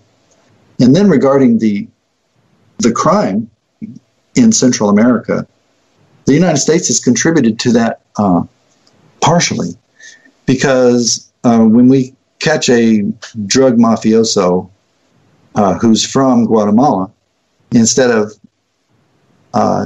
dealing with him in the United States, punishing him in the United States, putting him in jail or whatever, they just put him on a plane back to Guatemala or El Salvador. And these people are very experienced with guns and knives. Yeah. So we need to take more responsibility as a country to help their economies and help their police forces. I think there's a saying. The best ways of doing that, if they're open to it and not totally corrupt, which most of them are, is to explain the principles of freedom and the stuff that you'd like to see here. Because without that, if you've got a vicious dictator in charge, if you send them money, they'll just keep it for themselves. And if you try to teach them, they'll just laugh. I think it comes down to the same thing, that the quality of individuals in power somehow has to be good. Otherwise, programs don't work. And I'm not saying that to be negative. I just think that's a critical element. You've got to have good people, So I think I've covered most of the points I am most concerned about. Are you getting any email questions from your listeners that I might address? Doug, I don't know if the live streams are generating responses. What's going on with that? I think Doug's there somewhere. Okay. Yeah, I'm here.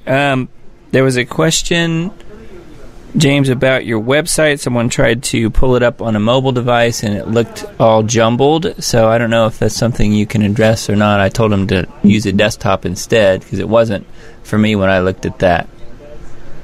Well, it's supposed to be friendly for cell phones. Okay. And I will check that, and thanks for the feedback. Yeah. There were some other chat-related things going on. Let me pull that back up here and see if there was any actual questions. That, James, and while Doug looks for that, the reason that I was wanting to get you to see if you'd be willing to come on the air is that what I just said. You to make any of these programs work, you have to have good people that are motivated by wanting to actually help their people. And that's why that doesn't happen much in the U.S. either. So that's why I thought it was really exciting to try to have you on, because clearly you're involved in this because you'd like to make things better. That's like 90% of the requirement. And if you find that in other countries, we can work with them too. So anyway, just wanted to share that with you. There was one question about how to get the fluoride out of your bones. You can't get it out of your bones. Yeah. It's stuck there for life because the pH in your bones is alkaline, and HF, calcium fluoride is the form. Fluoride binds with the calcium. And to release that ionic bond, you would need to acidify it. And it's not going to get acidified inside the bones. So there's a quota, a lifetime quota, and when it's exceeded, you've got brittle bones. I drank Seattle water for 20 years. And that's before I became aware of the issue. And lots, because I would go down, play tennis, and I would take milk jugs and fill them full of tap water and just guzzle water for hours. So I'm partially damaged by fluoride, and so I'm sensitive to it, and I don't want to drink any fluoride or consume any fluoride. Now, in Linwood, we've got a very special place, the Linwood Well, just off of I-5, to the west of I-5 on 164th. It's an artesian well. It has wonderful water, 0.07 parts per million fluoride, calcium fluoride. Tap water is 0.7. This is 0.07. So I don't even drink that without using a fluoride filter. And for $69, you can go to ProPure and buy a $69 fluoride filter, and you put your tap water in the top, and it filters. I think it's a bone char filter because calcium loves fluoride and fluoride loves calcium. Rather inexpensive.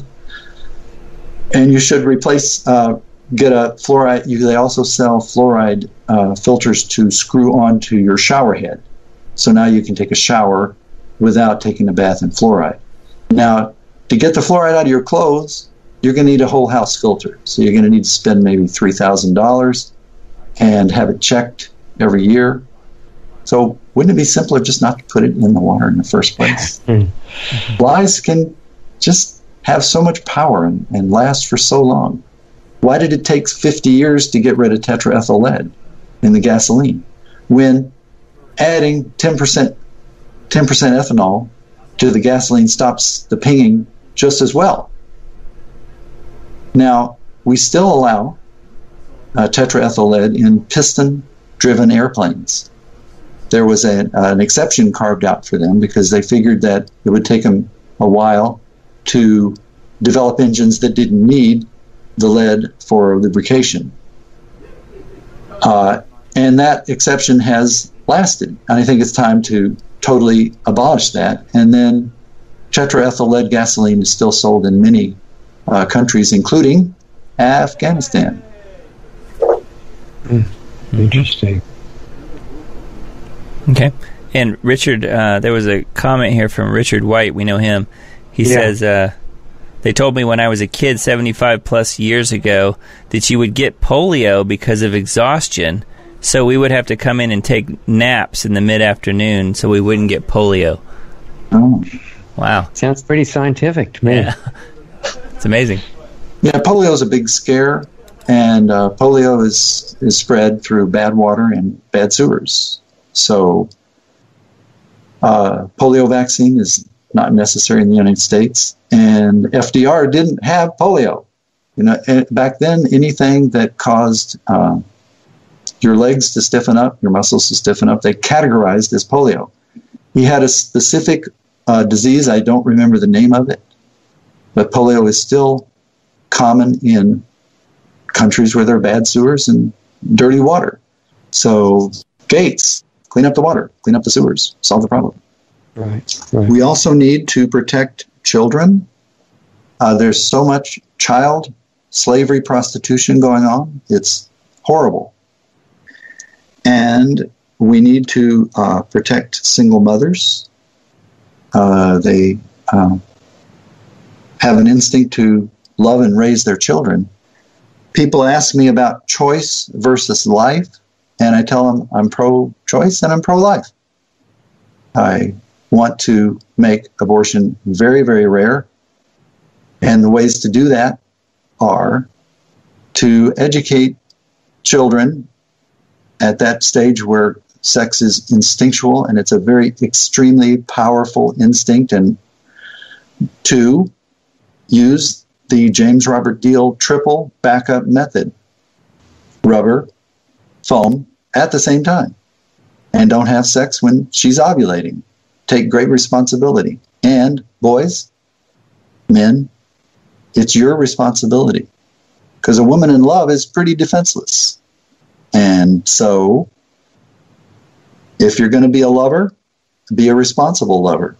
Now, if you're religious and you want to be totally non-sexual, then I think that's fine.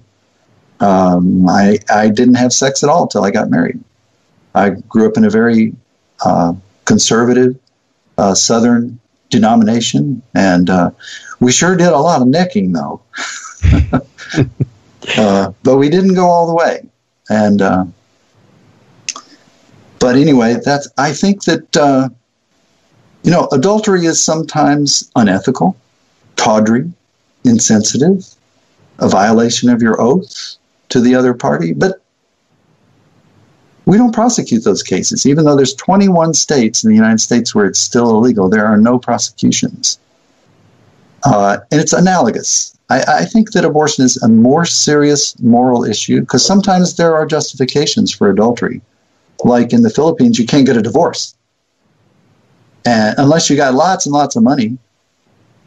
So marriages are informally dissolved, and maybe there's grounds for people having a partner that they're not married to. Abortion is a serious ethical issue. But the question is, do we resolve that problem by passing strict laws against it? Even the strictest of laws are still going to make exceptions for the life of the mother, or in case of incest or rape. So now we're going to need an abortion court, which is expensive, takes a lot of time to make decisions. And most women are very child-loving and very instinctually very protective of life, and they will make probably the same choice that a judge would make. So let's leave the choice up to the women. But at the same time, educate people about being careful and responsible, especially men. And I've proposed the idea of mother-child adoption. Usually, in cases of unwanted pregnancy, we talk about adopting the child to be born. I think what we should do is have, for people who are really sensitive to this issue, have people of means adopt not only the child, but also the mother. You expand the size of your family. You can give the mother the extra support she needs, and now you've got another daughter and a grandchild. Wow, that's it. I've never heard that idea anywhere. I think that's super interesting. Yeah, it came out of one of my meditations. Wow, amazing. Yeah. It's good to cross your... I want to cross your legs and think about these things, because there are other solutions. Yeah. I mean, one of the aspects of pro-choice is you do have the choice whether to have sex, and if you choose to have it, then you have to be ready for the possibility that it may bring another life into the world. The other thing to remember is that especially as Roundup and all these other things do their job and cause sterility along with the vaccines and everything else, there are a lot of parents willing to pay money to adopt children. And there should be centers, I think. If we're going to have centers to help women around the country, which is a great idea, why can't they mostly bring the women together with the desperately wanting adoptive parents who will even pay for everything and let them know each other exist, instead of saying, 5 minutes, we'll kill your child. No problem. We'll just call it abortion and call it a piece of tissue. It's no problem. Instead of that, which the government, it's not about outlawing abortion. It's the government gives those companies $500 million a year out of taxes, and they're doing tens of millions of abortions. That's not outlawing it to decide that. But they're not telling the mothers about the parents that really want to adopt. And adding your idea would be even better. Now, adopting a child is a very complicated process. However, adult adoption is really simple. You don't need any parental consent because the person's at 18. She gives her own consent. So adopt the mother and maybe not even adopt the child. Wow. But the child becomes your grandchild legally. Yeah. It can inherit intestate. Right. So you've enlarged the size of your family and you've done a good work, and I think Jesus would be proud of you. I completely agree with you. I think that's an incredible idea. Just that one innovation is, incredible value out of our discussion. So everybody needs to know about it. We need to get these homeless people off the street. Now, if we had a Washington State bank, the bank could make low interest rate loans to build housing, and people say, where? Let's not destroy single family neighborhoods. I don't think we should need to destroy single family neighborhoods. We need to go 20 stories high and put it along major thoroughfares and have 150 square foot apartments for singletons and 300 square foot apartments for mother and child, and all different sizes of apartments. And people would pay 1/3 of whatever their income is. So if they're just getting Social Security disability, 1/3 of that. And it would go up as they get a job. They're more likely to get a job if they live in a secure place rather than in a tent. So it's like the idea of the tiny homes, right, that are being put on trailers or the back of trucks and stuff. I think compared to living on the street, a small apartment would be incredible. I mean, it would be like super luxury, this big step up. We have some of those in Seattle, but not enough. And in theory, it could support itself, because people will have some income, and once they're in a safe place, they have possession. They're safe in their possessions. And you should not make it a condition that they become drug-free. They're more likely to become drug-free, clean and sober, if they have a safe place to stay. Right. But they would have to. They can't stay there if they're going to be violent in any way. Right. Yeah. No, that would ruin it for everybody. So the theme song for my campaign is "Do unto others as you would have them do unto you." So if you go to my website, you just stop the carousel going around. It says "Campaign Theme Song," and you can listen to it. And you can go to whattoserveagoddess.com, and all of my songs are posted there. You write these songs, right? Yes. That's what makes them your songs. The music and the words. Wow. Do you perform them at all? Yeah. I'm a better pianist than I am a guitarist. You do vocals as well or not? I do. I'm a grumpy bass, but. All right. So where can people hear your music? Whattoserveagoddess.com, and on the top, you'll see songs by Jimmy Deal. My dad was a musician. You're looking up where people can hear the songs? Yeah. I think the idea that's probably connected to your obvious compassion as a human being, because when you get away from the strictly intellectual world and go into music, it's a carrier of emotion that I think is missing from a lot of speeches of candidates and things like that. It's not real. But the whole thought of the song is do unto others as you would have them do unto you. Profits must be goal number 2 after doing something good for the world. You can make a tidy profit without fracking up the world. Do unto others applies to all. Do unto others applies for our descendants, our sons and our daughters for the next 10,000 years. Do unto others applies for all. Hey, Mr. Rich Guy, I'm talking to you. Hey, big company, I'm talking to you. Hey, big government, I'm talking to you too. Do unto others applies to all. Hey, Monsanto, where's your code? Your code of ethics, you should have one. Hey, you fraudulent seller of carcinogenic Roundup. Monsanto, where's your code? Hey, ExxonMobil, look up, not down, to solar and wind and wave. Stop drilling now. The future is green. Be a big green energy company. Hey, Atlantic Richfield, stop your fracking ways. Your methane is even worse than your CO2. Stop poisoning the water. Stop poisoning the air. Be a big green energy company. Hey, Shell Oil, how much did you spend? $8 billion in the Chukchi Sea? You left. You said there was no oil, but really there's a lot. It was Mother Nature's storms that drove you off. $8 billion would build enough solar power to permanently power 230,000 homes. I like it. The other category of people that should be included in your list of who should do unto others is the people who think they're powerless and they don't have money and they're oppressed and there's nothing they can do but wait for help, but actually they have a lot of power, and how they treat the person next to them, even if they're on the street, really matters. So sometimes people have this, preconception that all the people with means are the bad ones, and then you get mugged by a person who doesn't have anything. And I think those people can set an example too. You don't have to wait till you're making enough money to be kind to everybody else. Right? That's a very good summary of my philosophy. I am less worried about what St. Peter is going to say at the pearly gates when I show up than to how I will feel on my deathbed as to whether I did the best I could. Exactly. And every second counts for that. So I want to applaud greatly the work that you're doing, Richard.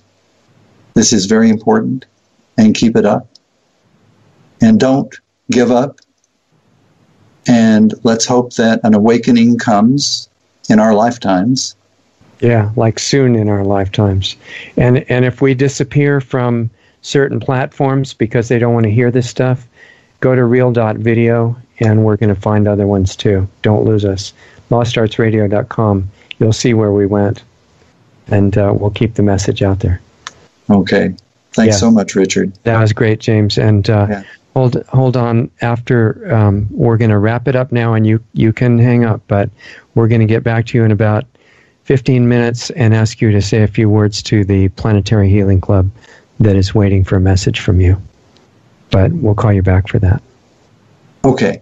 So I'll wait for your Skype call? Yeah, Skype. 15 minutes at the most. All righty. Okay. Talk to you soon. All righty. Bye-bye. See ya. Okay, guys, that was James Robert Deal. I thought that was incredible. And, we're not looking for somebody to be in political position that has the right policy on everything, because I wouldn't, and nobody I know would, and we're all trying to search for better and better solutions to everything. But what I am interested in people of power, not just in official government, but in corporations, is intent. I think that's what makes somebody great, whether they're in the local city council or the county commissioners or the president of the United States or Senate or whatever. Senate is what James is running for. But it's intent, because if you're there because of what he expressed his desire was to look back when he's dying and seeing that he did the best he could for other people. Forget the labels. It's the quality of intent like that that leads you to the best use of your time. Every single one of us, that's just as important as somebody in the Senate or whatever. So if any of you run into people running for office that would like to get into more discussion of details and have our support and really let people know what they're talking about, what we're looking for is people who want to do something good, you know, not in the sense of just a superficial campaign slogan, or something like that. But when you talk to them, you can tell. And you know, James is doing this and spending his own money as part of his pro bono work, like he explained. You know, the medical doctors used to have to spend about a third of their time working for free. They weren't worried about all this insurance nonsense and getting the government involved, who then, as soon as they are behind the insurance and the policies, they come in, what can be treated, how it can be treated, that you have to do drugs instead of homeopathy or fasting or whatever. The free market for medicine is far superior to any government program, but everybody used to understand in private business that you give part of your time as charity because it helps you to do that. It helps your internal well-being, your character and all that. That's the kind of people that we want in these positions of power that no sane person would ever really want to be in for their own sake, but they do it to serve other people.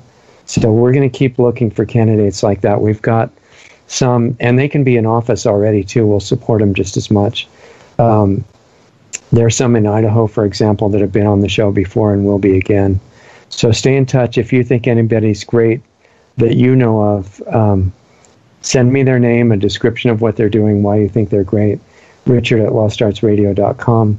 And remember that, and the same with any comments, questions, complaints, whatever you want to communicate is great. That's fine. Watch our Facebook page, Lost Arts Radio Facebook page, and you know about the YouTube channel if you're watching the live stream. We're on Twitter for the moment anyway. We're really excited about our presence on Real Video now.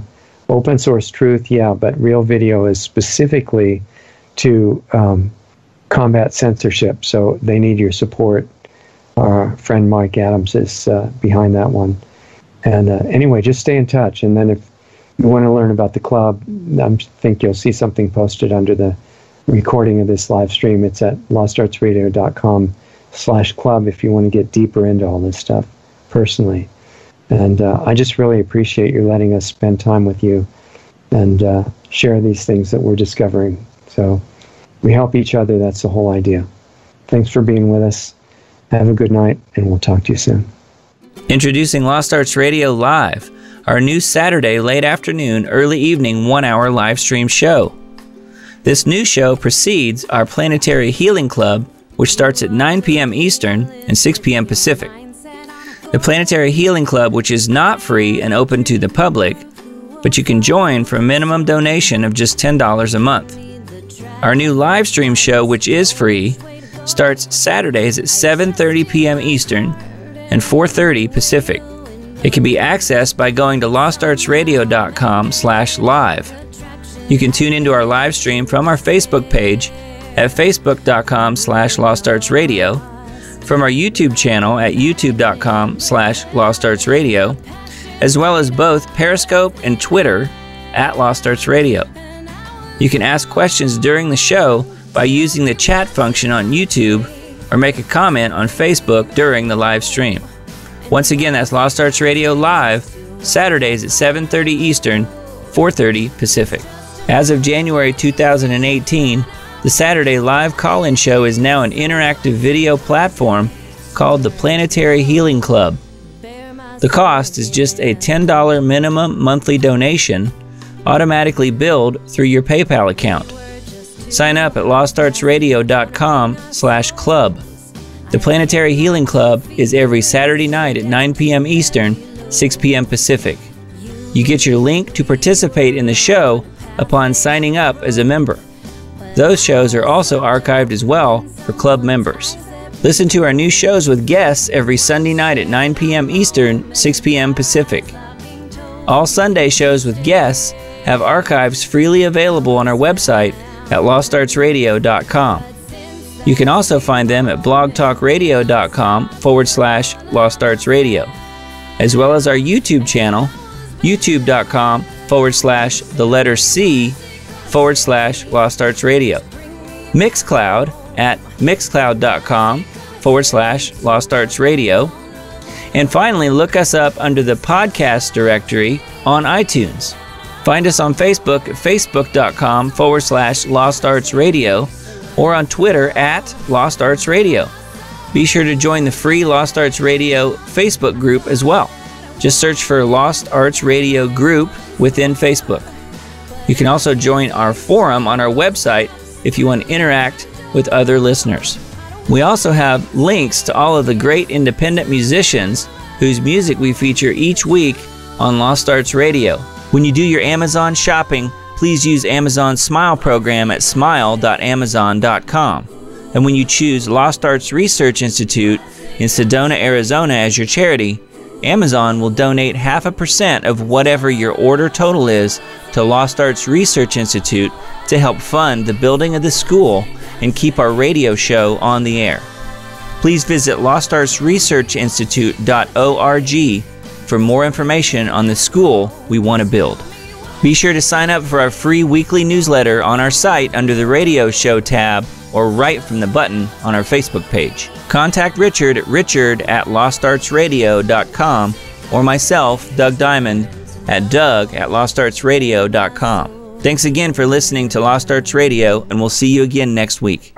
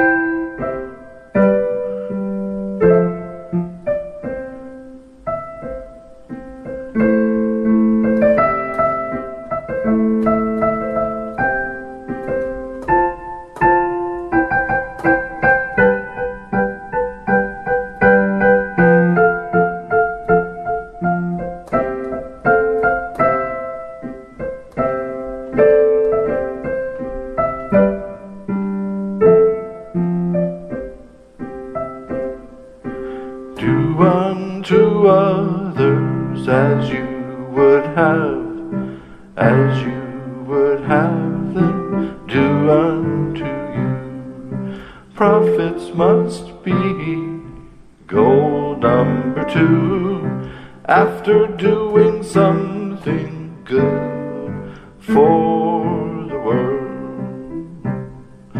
Hey, Mr. Rich Guy, I'm talking to you. Hey, big company, I'm talking to you too. Hey, big government, I'm talking to you too. Do unto others applies to all. Hey, Monsanto, where's your code? Your code of ethics, you should have one. Hey, you fraudulent seller of carcinogenic Roundup, Monsanto, where's your code?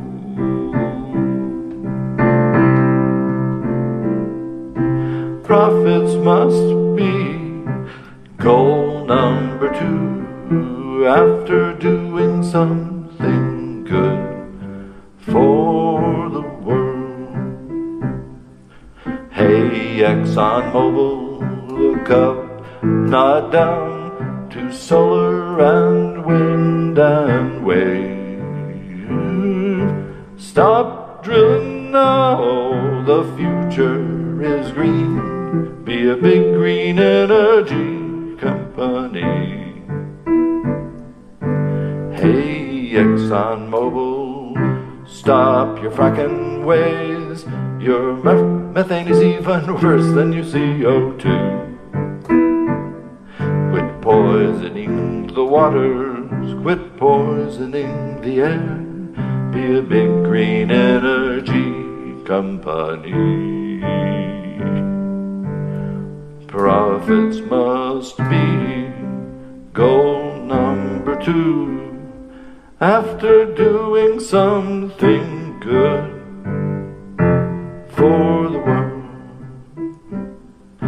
Hey, Shell Oil, how much did you spend? $8 billion in the Chukchi Sea. You left, you said there was no oil, but really there's a lot. It was Mother Nature's storms that drove you off. And $8 billion could build enough solar, would build enough solar to power 200,000 homes.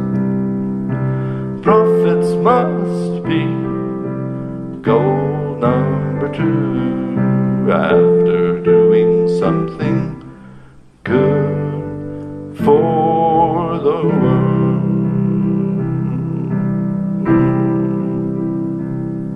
Polluting the world is not only morally wrong, long term it makes absolutely no financial sense. You can make a tidy profit without fracking up the world. Do unto others applies to all. Hey, cattle rancher, take your beefs off the public land. Give the buffalo and the wolf a place to roam. Profits must be goal number 2 after doing something good for the world. Do unto others applies for our descendants, our duty to those billions yet unborn, our sons and our daughters for the next 10,000 years.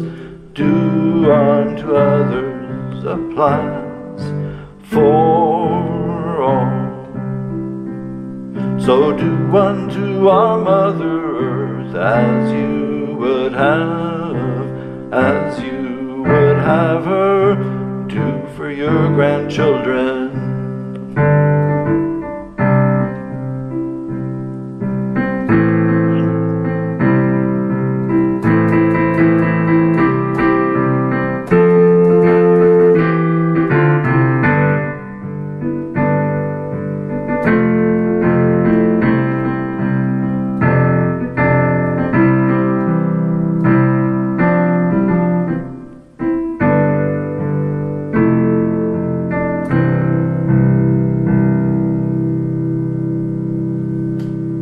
This is James Robert Deal. Today is December 26th, 2016.